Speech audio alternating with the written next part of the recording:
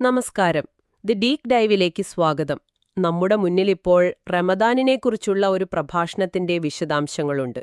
ഇത് വായിക്കുമ്പോൾ ആദ്യം തന്നെ തോന്നുന്നൊരു കാര്യം, റമദാൻ എന്ന് പറയുന്നത് നമ്മൾ സാധാരണ ചിന്തിക്കുന്ന പോലെ കേവലം നോമ്പെടുക്കുന്നതിനെക്കുറിച്ചോ ഭക്ഷണരീതിയെക്കുറിച്ചോ അല്ല.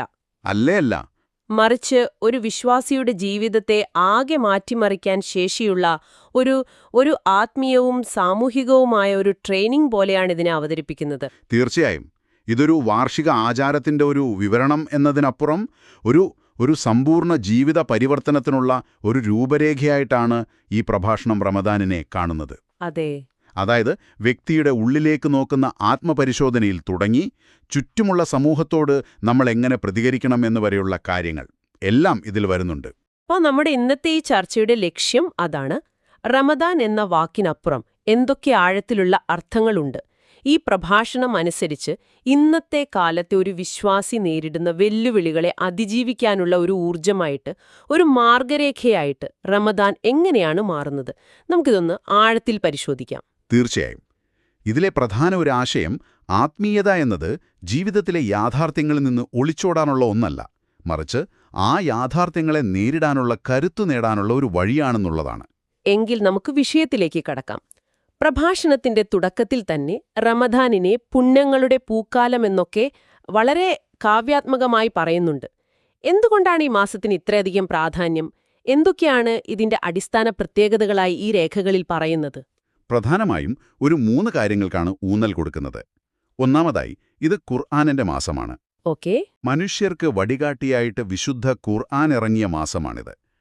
ഖുർആൻ എന്നത് വെറുമൊരു പുസ്തകമല്ല, മറിച്ച് ശരിയും തെറ്റും സത്യവും അസത്യവും വേർതിരിക്കുന്ന ഒരു ഉരകല്ല്, അതായത് ഫുർഖാനായിട്ടാണ് അവതരിപ്പിക്കപ്പെട്ടത് എന്നീ പ്രഭാഷണം വ്യക്തമാക്കുന്നുണ്ട്. ഫുർഖാൻ, ആ വാക്ക് നമുക്ക് ഓർമ്മിച്ചു വെക്കാം. അപ്പോൾ രണ്ടാമത്തെ കാര്യമോ? രണ്ടാമത്തേത് 1000 മാസങ്ങളേക്കാൾ ശ്രേഷ്ഠമായ ലൈലത്തുൽ ഖദർ, ആ നിർണയത്തിന്റെ രാവ് ഈ മാസത്തിലാണെന്നതാണ്. 1000 മാസങ്ങൾ എന്ന് പറയുമ്പോൾ ഏകദേശം 83 വർഷം. അതെ, ആ ഒരു രാത്രിയിലെ ആരാധനയ്ക്ക് അത്രയും മൂല്യമുണ്ട്. പിന്നെ മൂന്നാമത്തേത് ഒരു വിശ്വാസിക്ക് കിട്ടുന്ന പ്രതിഫലത്തിന്റെ കാര്യത്തിലാണ്. സാധാരണ ഒരു നല്ല കാര്യത്തിന് 10 ഇരട്ടി മുതൽ 700 ഇരട്ടി വരെയാണ് പ്രതിഫലം. പക്ഷെ നോമ്പിന്റെ കാര്യം അങ്ങനെയല്ല. അതെങ്ങനെയാണ് വ്യത്യസ്തമാകുന്നത്? പ്രവാചകനെ ഉദ്ധരിച്ചുകൊണ്ട് ഈ പ്രഭാഷണത്തിൽ പറയുന്നൊരു കാര്യമുണ്ട്. നോമ്പ് എനിക്കുള്ളതാണ്, അതിന് ഞാനാണ് പ്രതിഫലം നൽകുന്നത് എന്ന് അല്ലാഹു പറയുന്നു. ഓ. ഇതിനർത്ഥം നോമ്പിന്റെ പ്രതിഫലത്തിന് ഒരു കണക്കില്ല, ഒരു ലിമിറ്റില്ല എന്നാണ്. അത് അളവില്ലാത്തതാണ്. ശരി. അപ്പം നമുക്കിതൊന്ന് വിശദമായി നോക്കാം.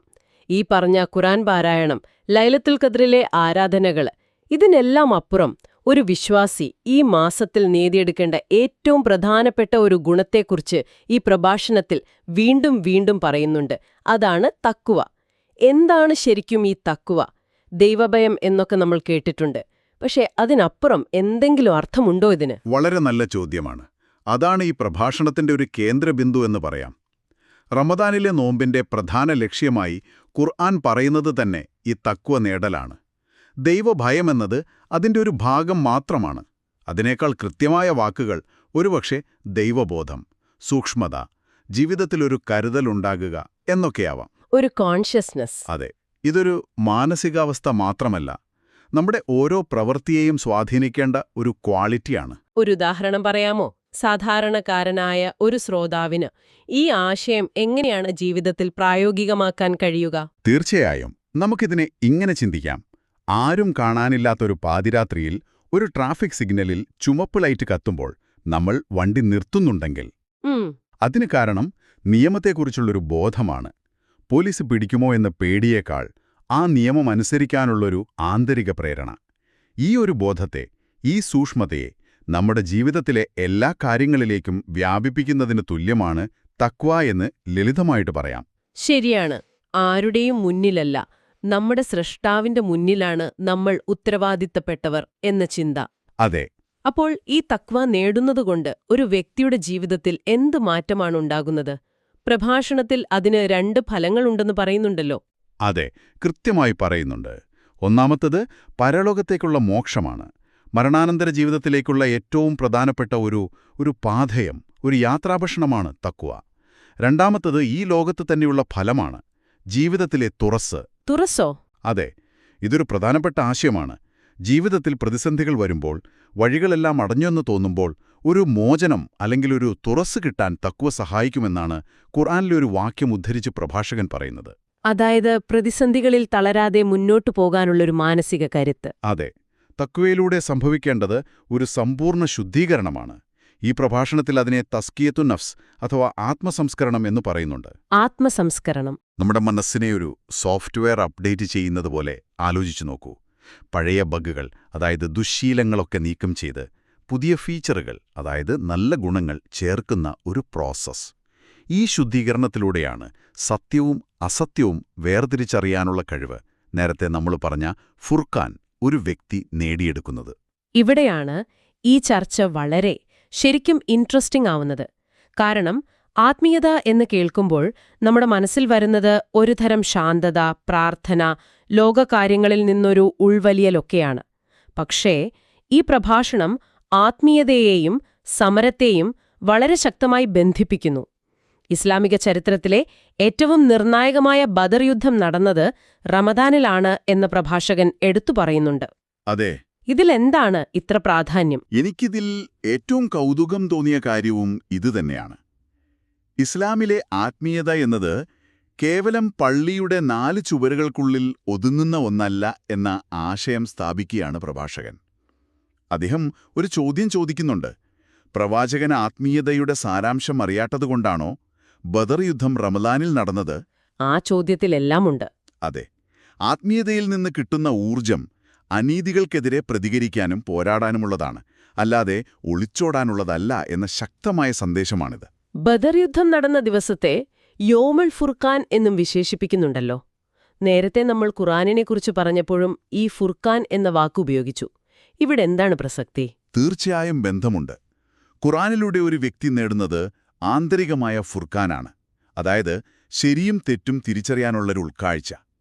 എന്നാൽ ബദർ യുദ്ധം ഒരു സാമൂഹികമായ ഫുർഖാനാണ്. സാമൂഹികമായ ഫുർഖാൻ. അതെ, എണ്ണത്തിലും ആയുധബലത്തിലും വളരെ കുറവായിരുന്നൊരു സംഘം വലിയൊരു സൈന്യത്തെ പരാജയപ്പെടുത്തിയ ആ ദിവസം, അത് സത്യത്തെയും അസത്യത്തെയും ലോകത്തിനു മുന്നിൽ വേർതിരിച്ചു കാണിച്ചു കൊടുത്തു എന്നാണ് ഈ പ്രഭാഷണം പറയുന്നത്. ധർമ്മം അധർമ്മത്തെ അതിജീവിച്ച ദിവസം. അപ്പോഴതിന്റെ പാഠം എന്താണ്? ബദറിനെക്കുറിച്ച് പാട്ടുകൾ പാടാനും പ്രസംഗിക്കാനും മാത്രമല്ലല്ലോ ഇത് പറയുന്നത്. അല്ലേ അല്ല, അതിന്റെ പാഠം ഉൾക്കൊണ്ട് ഇന്നത്തെ ലോകത്തെ അനീതികൾക്കെതിരെ നിലകൊള്ളാൻ വിശ്വാസികൾക്ക് കഴിയണമെന്നാണ് പ്രഭാഷണം ആവശ്യപ്പെടുന്നത്. ബദർ ഒരു ചരിത്ര സംഭവം മാത്രമല്ല, അതൊരു മനോഭാവമാണ്, ഒരു നിലപാടാണ്. സമകാലിക വെല്ലുവിളികൾ എന്തൊക്കെയാണെന്നും പ്രഭാഷണത്തിൽ വളരെ വ്യക്തമായി പറയുന്നുണ്ടല്ലോ. അതെ, അദ്ദേഹം ചില കാര്യങ്ങൾ എടുത്തു പറയുന്നുണ്ട്. നമ്മുടെ രാജ്യത്ത് തന്നെ ആളിക്കത്തുന്ന വംശീയത, എന്ത് കഴിക്കണം, എന്ത് ധരിക്കണം, എങ്ങനെ ആരാധിക്കണം എന്നൊക്കെയുള്ള വ്യക്തിപരമായ സ്വാതന്ത്ര്യങ്ങൾക്ക് നേരെയുള്ള കടന്നുകയറ്റങ്ങൾ, പൗരത്വം വരെ ചോദ്യം ചെയ്യപ്പെടുന്ന അവസ്ഥകൾ. അതെ, ഇവയെല്ലാം സാമൂഹികമായ വെല്ലുവിളികളാണ്. അതോടൊപ്പം ആശയപരമായ വെല്ലുവിളികളുമുണ്ട്. നവനാസ്തികത, ലിബറലിസം പോലുള്ളവ. തീർച്ചയായും, നവനാസ്തികത ഉയർത്തുന്ന ചോദ്യങ്ങൾ, ലിബറലിസത്തിന്റെ പേരിൽ വരുന്ന ഉദാര ലൈംഗികത പോലുള്ള കാര്യങ്ങൾ, ഇതൊക്കെ കുടുംബം, സമൂഹം തുടങ്ങിയ അടിസ്ഥാന സ്ഥാപനങ്ങളെ എങ്ങനെ ബാധിക്കുന്നു എന്നും സൂചിപ്പിക്കുന്നുണ്ട്. അപ്പോൾ ഈ വെല്ലുവിളികളെല്ലാം നിലനിൽക്കുമ്പോൾ ഒരു വിശ്വാസിക്ക് മാറി നിൽക്കാൻ പറ്റില്ല എന്നാണ് പ്രഭാഷണം വാദിക്കുന്നത്. അപ്പോൾ ഈ വെല്ലുവിളികളെ എങ്ങനെയാണ് നേരിടേണ്ടത്? അവിടെയാണ് വീണ്ടും ഖുർആനിലേക്ക് മടങ്ങുന്നത്. വജാഹിദൂഹും ബിഹി ജിഹാദൻ കബീറ എന്നൊരു ഖുർആൻ വാക്യം അദ്ദേഹം ഉദ്ധരിക്കുന്നുണ്ട്. എന്താണതിന്റെ അർത്ഥം? അതിന്റെ അർത്ഥം അതുകൊണ്ട്, അഥവാ ഖുർആൻ കൊണ്ട് വലിയ ജിഹാദ് ചെയ്യുക എന്നാണ്.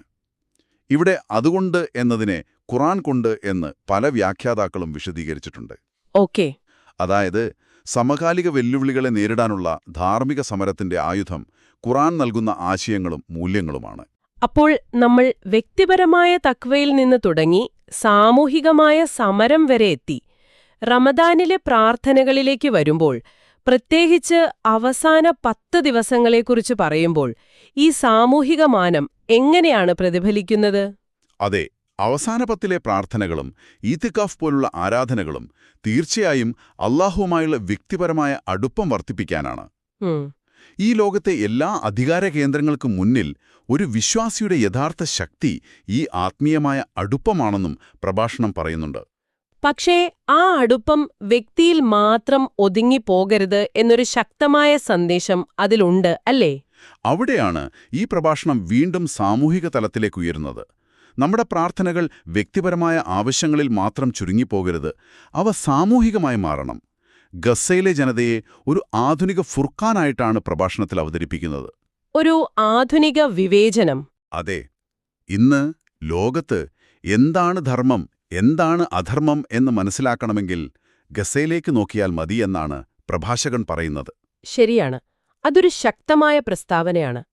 അപ്പോൾ നമ്മുടെ പ്രാർത്ഥനകളിൽ ആരെയൊക്കെ ഉൾപ്പെടുത്തണം എന്നും വ്യക്തമായി പറയുന്നുണ്ടല്ലേ? വളരെ വ്യക്തമായി പറയുന്നുണ്ട്. ഗസയിലെ ജനത, അവിടുത്തെ കുഞ്ഞുങ്ങൾ, സ്ത്രീകൾ, അവർ നമ്മുടെ പ്രാർത്ഥനയിൽ നിറഞ്ഞു നിൽക്കണം. അതോടൊപ്പം ലോകത്തിന്റെ വിവിധ ഭാഗങ്ങളിൽ അടിച്ചമർത്തപ്പെട്ട മുസ്ലിം സമൂഹം, വംശീയ ഉന്മൂലനത്തിനു വിധേയരാകുന്നവർ, അന്യായമായി ജയിലുകളിൽ കഴിയുന്ന നിരപരാധികൾ, അതെ, അവരും അവരെ കാത്തിരിക്കുന്ന അവരുടെ കുടുംബങ്ങളും, ഇവരെല്ലാം നമ്മുടെ പ്രാർത്ഥനകളിൽ കടന്നുവരണം. പ്രഭാഷണത്തിലെ ഒരു പ്രധാന വാചകം ഇതാണ്: നമ്മുടെ റമദാൻ എന്റെ മാത്രം റമദാനല്ല, ഈ കാലഘട്ടത്തിൽ വെല്ലുവിളി നേരിടുന്ന മുഴുവൻ ജനതയുടെയും റമദാനാണ്. ഇത് റമദാൻ എന്ന അനുഭവത്തെ വളരെ വിശാലമായൊരു ക്യാൻവാസിലേക്ക് മാറ്റുന്നുണ്ട്. എന്റെ വ്യക്തിപരമായ മോക്ഷം എന്നതിനപ്പുറം ഞാൻ വേദനിക്കുന്ന ഒരു ആഗോള സമൂഹത്തിന്റെ ഭാഗമാണ് എന്നൊരു തിരിച്ചറിവ്. അതെ, നേരത്തെ നമ്മൾ ബദറിന്റെ സമരോത്സുകതയെക്കുറിച്ച് പറഞ്ഞത് ഓർമ്മയില്ലേ? ആ സമരോത്സുകത ഈ കാലഘട്ടത്തിൽ വിമോചനം ആഗ്രഹിക്കുന്ന മുഴുവൻ ജനതയ്ക്കും വേണ്ടിയുള്ള പ്രാർത്ഥനയും നിലപാടുമായി മാറണം എന്ന ആശയമാണ് ഇവിടെ പങ്കുവയ്ക്കുന്നത്. അവസാനമായി റമദാനിന്റെ യഥാർത്ഥ ചൈതന്യം എന്തായിരിക്കണമെന്നതിനെക്കുറിച്ച് ഒരു മുന്നറിയിപ്പ് കൂടി ഈ പ്രഭാഷണത്തിലുണ്ട്. റമദാൻ എന്നത് കേവലം ഭക്ഷണക്രമത്തിലെ ഒരു മാറ്റമായി കാണുന്നതിനെതിരെ ശക്തമായി ഓർമ്മിപ്പിക്കുന്നു. അതൊരു സുപ്രധാനമായ ഓർമ്മപ്പെടുത്തലാണ്. കാരണം റമദാൻ പലപ്പോഴും ഭക്ഷണത്തിന്റെ സമയമാറ്റവും രാത്രിയിലെ ആഘോഷങ്ങളുമായി ചുരുങ്ങിപ്പോകാൻ സാധ്യതയുണ്ട്. എന്നാൽ പ്രഭാഷകൻ പറയുന്നത് റമദാൻ ജീവിതശീലങ്ങളിലെ സമൂലമായ പരിവർത്തനമാണ് എന്നാണ്. വെറുമൊരു മാറ്റമല്ല, അടിമുടി മാറുന്നൊരു പരിവർത്തനം. ആ പരിവർത്തനം എവിടെയൊക്കെയാണ് പ്രതിഫലിക്കേണ്ടത്? നമ്മുടെ ജീവിതത്തിന്റെ എല്ലാ മേഖലകളിലും, നമ്മുടെ കണ്ണിന്, കാതിന്, നാവിന്, നമ്മുടെ കർമ്മങ്ങൾക്ക്, എല്ലാറ്റിലും ആ സൂക്ഷ്മത, തഖ്വ പാലിക്കണം. നമ്മൾ ഉപയോഗിക്കുന്ന സ്മാർട്ട് ഡിവൈസുകളുടെ കാര്യത്തിൽ പോലും കരുതൽ വേണമെന്ന് എടുത്തു പറയുന്നുണ്ട്. ശരിയാണ്. കാരണം നമ്മുടെ സമയവും ശ്രദ്ധയും ഏറ്റവും കൂടുതൽ അപഹരിക്കുന്നത് അത്തരം ഉപകരണങ്ങളാണല്ലോ. അതോടൊപ്പം വളരെ ഗൗരവമുള്ള ഒരു താക്കീതും നൽകുന്നുണ്ട്. അത് കേട്ടപ്പോൾ ഞാൻ ശരിക്കുമെന്ന് ചിന്തിച്ചുപോയി. അതെ, പ്രവാചകന്റെ ഒരു വാചകം ഉദ്ധരിക്കുന്നുണ്ട്: ഒരുപാട് നോമ്പുകാരുണ്ട്, അവർക്ക് നോമ്പുകൊണ്ട് പട്ടിണി കിടന്നത് മിച്ചം. അതേപോലെ നമസ്കാരത്തെക്കുറിച്ചും. അതെ, ഒരുപാട് രാത്രി നമസ്കരിക്കുന്നവരുണ്ട്, അവർക്ക് ഉറക്കമൊഴിച്ചത് മിച്ചം. അതൊരു ഞെട്ടിക്കുന്ന ഓർമ്മപ്പെടുത്തലാണ്. ഇത്രയധികം കഷ്ടപ്പെട്ട് ചെയ്യുന്ന ആരാധനകൾക്ക് ഫലമില്ലാതാവുന്ന ഒരവസ്ഥ. അതിന്റെ അർത്ഥം ബാഹ്യമായ അനുഷ്ഠാനങ്ങൾക്കപ്പുറം നമ്മുടെ സ്വഭാവത്തിലും. കൃത്യമായി പറഞ്ഞാൽ അതുതന്നെ. നമ്മുടെ ആരാധനകൾ വെറും ഫിസിക്കൽ എക്സസൈസായി മാറരുത് എന്ന ശക്തമായ സന്ദേശമാണത്. നോമ്പെടുക്കുമ്പോഴും മറ്റുള്ളവരെക്കുറിച്ച് മോശം പറയുകയോ കള്ളം പറയുകയോ ചെയ്താൽ ആ നോമ്പിന് എന്ത് അർത്ഥമാണുള്ളത്? അപ്പോൾ ഈ റമദാൻ നമുക്ക് പട്ടിണിയോ ഉറക്കമൊഴിക്കലോ ആയി മാറരുത്. മറിച്ച് ജീവിതത്തിന്റെ താളം വീണ്ടെടുക്കുന്ന, ആത്മവിശ്വാസം നൽകുന്ന, നമ്മുടെ വിശ്വാസത്തിൽ ഒരു ആത്മാഭിമാനമുണ്ടാക്കുന്ന ഒരു വഴിത്തിരിവായി മാറണം. അതാണ് പ്രഭാഷണത്തിന്റെ അവസാനത്തെ ആഹ്വാനം. റമദാൻ കഴിയുമ്പോൾ പുത്തനുടുപ്പിട്ട് പെരുന്നാളിന് പോകുമ്പോൾ നമ്മുടെ മനസ്സും പുതിയതായിരിക്കണം, നമ്മുടെ ജീവിതവും പുതിയതായിരിക്കണം. അതിന് കൃത്യമായ ഒരു പ്ലാനിംഗ് വേണം. അതെ, ഉയർന്ന ഇച്ഛാശക്തിയും വേണമെന്നും ഈ പ്രഭാഷണം ഓർമ്മിപ്പിക്കുന്നുണ്ട്. റമദാനിൽ നേടിയെടുത്ത നല്ല ശീലങ്ങൾ പിറ്റേന്ന് തന്നെ ഉപേക്ഷിക്കാനുള്ളതല്ല. ഈ പ്രഭാഷണത്തിലൂടെ നമ്മൾ നടത്തിയ ഈ യാത്രയിൽ റമദാൻ കേവലം ഒരു മാസത്തെ ഉപവാസമല്ല, മറിച്ച് വ്യക്തിപരമായ ശുദ്ധീകരണത്തിന്റെയും സാമൂഹികമായ ഉത്തരവാദിത്തത്തിന്റെയും ഒരു വലിയ പാഠശാലയാണെന്ന് വളരെ വ്യക്തമായി. തഖ്വ എന്ന ആന്തരികമായ കരുത്തിൽ തുടങ്ങി ഗസയിലെ ജനതയ്ക്ക് വേണ്ടിയുള്ള പ്രാർത്ഥന വരെ എത്തുന്ന ഒരു വിശാലമായ കാഴ്ചപ്പാട്. അതെ, റമദാൻ കഴിയുമ്പോൾ ഒരു പുതിയ മനസ്സും പുതിയ ജീവിതവുമായി പുറത്തിറങ്ങണം എന്നാണ് ഈ പ്രഭാഷണത്തിന്റെ കാതൽ. ഇനി നിങ്ങൾ ചിന്തിക്കാനൊരു ചോദ്യം: ഈ പ്രഭാഷണം നൽകുന്ന ഉൾക്കാഴ്ചയുടെ അടിസ്ഥാനത്തിൽ നിങ്ങളുടെ ജീവിതത്തിൽ ഈ റമദാൻ എന്ത് സമൂലമായ പരിവർത്തനത്തിനാണ് തുടക്കം കുറിക്കേണ്ടത്? കേവലം ശീലങ്ങളിലെ മാറ്റത്തിനപ്പുറം നിങ്ങളുടെ കാഴ്ചപ്പാടുകളിൽ, നിലപാടുകളിൽ എന്ത് ഫുർഖാൻ അഥവാ വിവേചനമാണ് നിങ്ങൾ നേടിയെടുക്കാൻ ആഗ്രഹിക്കുന്നത്?